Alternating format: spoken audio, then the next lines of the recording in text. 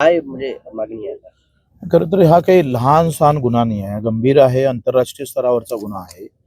याला या स्तरावरून त्याची चौकशी होणं मला वाटतं फार चुकीचं होईल. पहिली गोष्ट तर पहिले शेतकरी शेती विकून कर्ज फेडत होता.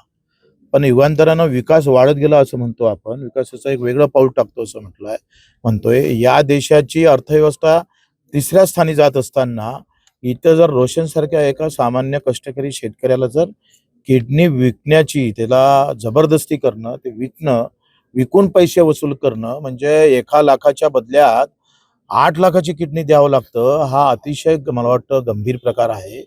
याला राष्ट्रीय स्तरावर खरं तर अशा पद्धतीनं गुन्हे घडताना पाहतोय.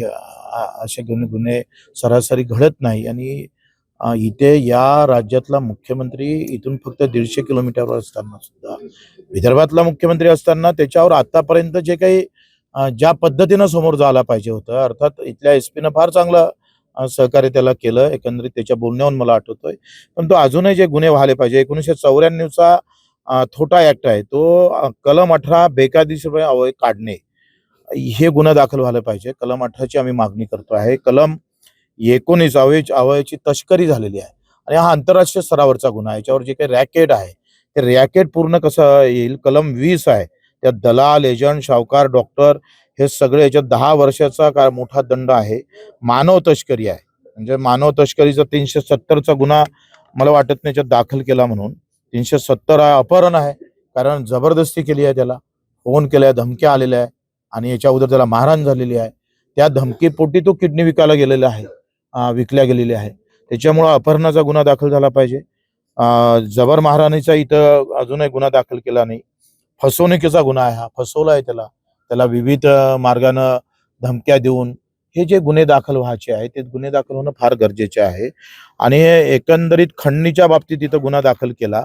पण याच्यामध्ये अधिक आहे. पासपोर्ट ऍक्ट आहे एक. पासपोर्ट आंतरराष्ट्रीय जेव्हा गुन्हा घडतं तेव्हा कोलंबियामध्ये जो गेला असन, तिथले कोण डॉक्टर आहे, तिथली कोणती टीम आहे. आता ही इथला एसपी तो मला नाही वाटत त्या गुन्ह्यात पूर्ण पुरू शकेल. आणि मग एक स्पेशल SIT इथं निर्माण केली पाहिजे. आणि राज्यामध्ये अशा प्रकारचे गुन्हे सर्रास सगळीकडे होत आहेत, सर्रास आहे. म्हणजे यात सूक्ष्म बँक ज्या आहे त्याला काय म्हणतो आपण, सूक्ष्म मायक्रो फायनान्स वाले आहेत किंवा फायनान्स जसे महिंद्रा अँड महिंद्रा फायनान्स वाले आहे, हे सगळे जे काही आहे अवैधरित्या मधातच गाडी उचलून नेणे, तशा प्रकारच्या धमक्या देणे. यासाठी एक सावित्रीबाई फुलेच्या नावानं एक सत्यशोधक समिती नेमली पाहिजे. पुऱ्या महाराष्ट्रावर ऐवज सावकारकी म्हणजे हँड लोन जे आपण पाहतोय धमकीपोटी वसूल करणारे, अशा याच्यावर कशा पद्धतीनं बंधनं घालता येईल यावर समिती नेमणं. कारण ह्या रोशनच्या माध्यमातून हे प्रकरण सगळं उघडकीस आलं. रोशनला आम्ही त्याला विचारलं का या लढाईसाठी तू सहभागी होणार काय. ही लढाई फक्त एका गावापुरती, नागभीरपुरती नाही, तर ही लढाई महाराष्ट्र आणि देश व्यापी लढाई आहे. आणि त्याच्यामुळं मला असं वाटतं का 3 जानेवारीला आम्ही, ज्या दिवशी सावित्रीबाई फुलेंचा जन्मदिवस आहे आणि तिथीनुसार जिजाऊचा पण जन्मदिवस आहे, या दोनही जयंतीच्या दिवशी आम्ही या रोशनच्या घरापासून तर नागपीठ पर्यंत एक मोठा लॉंग मार्च आम्ही काढतो आहे. नागमेळ आम्ही बंद करणार आहोत आणि हे सगळ्या मागणी आम्ही करतोय. त्याला पैसे परत दिले पाहिजे, कारण त्यानं कमी भावात शेती दिली. त्याचे दुप्पट आजचे रेट काय आहे, त्यानं किती कमी भावानं ते त्यानं वस्तू विकल्या आहे, त्याचं जो काही आयुष्याचं नुकसान झालं आहे त्याचं काय, त्याची भरपाई कोण देणार आहे. या सगळ्या गोष्टीची मागणी आम्ही आज निवेदन देऊन आम्ही आता इथून सरळ तहसीलदाराकडे जातोय, त्यांना निवेदन देतो आणि 3 तारखेला यावर मोठा एल्गार म्हणजे नागपीठ ते मी स्वतः राहून इथून आम्ही सकाळी 7-8 वाजता पायी निघू, नागभीडला पायी जाऊ आणि तिथं नागभीड बंद करू.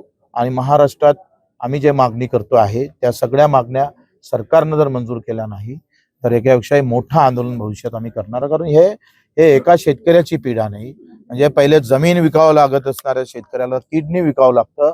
साधा पालकमंत्री आला, मला वाटतं आले पालकमंत्री, खासदार आला नाही, आमदार आला नाही. त्या आमदारांना ही फुरसत सापडत नाही. आणि याच्यात तर तो बावनकुळे नावाचा काही बीजेपीचा गुंडा आहे त्याच्यात, वरते सत्तान खाली गुंडा, शहर प्रमुख काहीतरी अशा पद्धतीनं हे नाव जे ऐकलं मी, याच्यात काही भाजपाचा पण कार्यकर्ता आहे, म्हणजे हे सत्ता काय तुम्ही अशासाठी घेतली ताब्यात? प्रभू रामचंद्राचं नाव घ्यायचं साले हो आणि रावणाचं कृत्य करायचंय. हा किशोर बावनकुळे, कोण बावनकुळे? त्या बावनकुळेचा नातेवाईक असेल, त्याची त्या रेतीची तस्करी आहे. प्रदीप बावनकुळे आहे, सतीश काळवांडे आहे, लक्ष्मण उरकुटे आहे, संजय बल्लारपुरे आहे आणि हा बोरकर आहे. हे सगळे ह्याच्यात भाजपचा शहर अध्यक्ष पण आहे. अशा पद्धतीनं जर भाजप सत्तेचा उपयोग करत असाल तर भाजपचे असे गुंडे किती तालुक्यात आहेत ते शोधावं लागल. शोधलं पाहिजे असे गुंडे. प्रभू रामचंद्राचं नाव घ्यायचं, आमच्या हाती भगवा झेंडा घ्यायचं, धर्म की जय म्हणायचं, बटेंगे तो कटेंगे म्हणायचं, आणि आमच्याच माणसाला मारायचं, हिंदूलाच कापायचं तुम्ही भाजपचा झेंडा घेऊन. भाऊ, याच्यातल्या एका सावकाराच्या पत्नीला काँग्रेसनं तिकीट दिलंय सध्या, उद्या त्याचा निकाल लागला. आणि जे काही असन अशा लोकांना तातडीने त्या पक्षानं बाहेर काढलं पाहिजे. त्यांनी मागणी केली पाहिजे. काँग्रेस काय, भाजपा काय, मला वाटते हाय विजय विडुटेकरकडे गेला होता वाटतं गडी तक्रार द्यायला. काय होत नाहीये. म्हणजे विरोधी पक्ष सुद्धा आम्ही पाहतोय. आम्हाला राजकारण करायचं नाही, पण शेतकऱ्याबद्दल जर कोणी अशा पद्धतीने वागत असेल तर आम्ही सोडणार नाही. हाच जर हिंदू मुसलमानाचा असता तर मुसलमानाची किडनी काढली असते, हिंदू काय झोपले राहिले असते?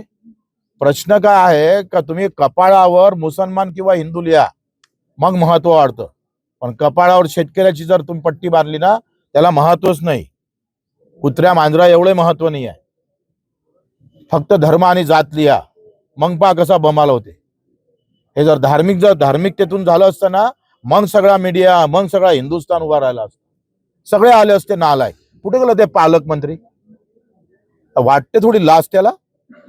इथला आमदार असेल, खासदार असेल, काही कर्तृत्व, काही यांचं काही माणुसकी राहिली नाही. आम्ही 3 तारखेला मोठं आंदोलन, पूर्ण महाराष्ट्र हादरेल अशा पद्धतीनं, कारण प्रकरण लहान नाही आहे. शेती विकण्यापुरतं मर्यादित राहिलं नाही, अवयव विकावं लागतं या देशामध्ये 21व्या शतकामध्ये. आमची अर्थव्यवस्था 3ऱ्या स्थानी जात असताना लाज वाटायला पाहिजे मुख्यमंत्र्यांना सुद्धा. साधा एक फोन करता नाही आला मुख्यमंत्र्याला, विचारपूस नाही करता आली.